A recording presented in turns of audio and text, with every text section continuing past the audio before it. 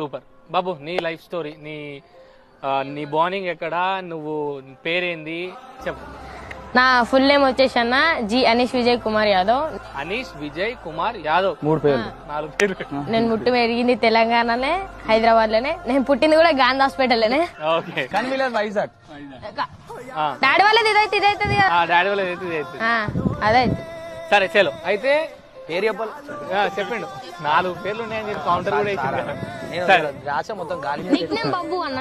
Okay, నీకు ఆ విషయం అందరికి తెలిసిందే.